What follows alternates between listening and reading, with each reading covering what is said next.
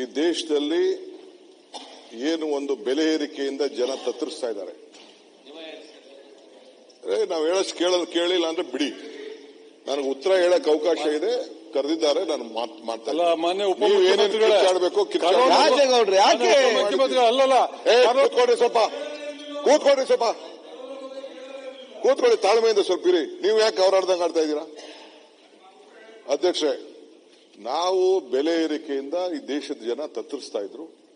ಆ ದೃಷ್ಟಿಯಿಂದ ನಾವು ಇಡೀ ಭಾರತದ ಉದ್ದಕ್ಕೂ ಕೂಡ ಪ್ರವಾಸ ಮಾಡಿ ಪ್ರತಿಯೊಂದು ಪದಾರ್ಥ ಕೂಡ ಜಾಸ್ತಿ ಆಗ್ತಿದೆ, ಜನಕ್ಕೆ ಏನಾದ್ರು ಮಾಡಿ ಸಹಾಯ ಮಾಡಬೇಕು ಅಂತೇಳಿ ಇವತ್ತು ಈ ಒಂದು ವ್ಯವಸ್ಥೆಗೆ ಬಂದು 5 ಗ್ಯಾರಂಟಿಗಳನ್ನ ನಾವು ಕೊಟ್ಟಿದ್ದೇವೆ.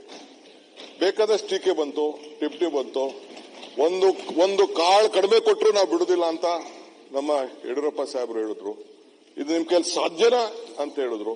ಸೊ ನಾವು ಅಧಿಕಾರ ತೆಗೆದುಕೊಂಡು ಮೊದಲನೇ ದಿನನೇ ಬಂದು ನಾವು 10 ಜನ ಇಲ್ಲೇನು ಫ್ರಂಟ್ ಲೈನ್ ಅಲ್ಲಿ ಕೂತಿದ್ದೀವಿ, ಕ್ಯಾಬಿನೆಟ್ ಅಲ್ಲೇ ಫಸ್ಟ್ ಡೇನೇ ನಾವು ಇದನ್ನ ಆರ್ಡರ್ ಮಾಡಿ ಅದನ್ನ ಇಂಪ್ಲಿಮೆಂಟ್ ಮಾಡಿ.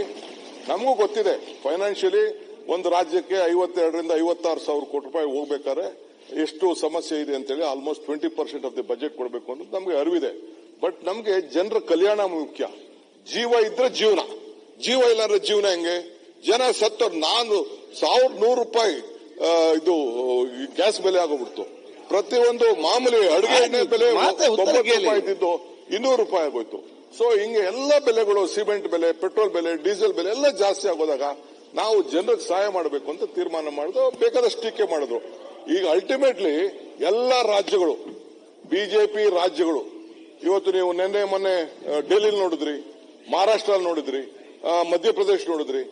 ಗ್ಯಾರಂಟಿಗೆ ನಮ್ದು ವಿರೋಧ ಅಲ್ಲ, ನೀವು ಆ ಸಮಿತಿ ಮಾಡಿ ಅಧ್ಯಕ್ಷನ್ ಮಾಡಿದ್ರಲ್ಲ ಅಂತ ವಿರೋಧ. ಗ್ಯಾರಂಟಿ ಮಾಡಿದ್ದಾರೆ.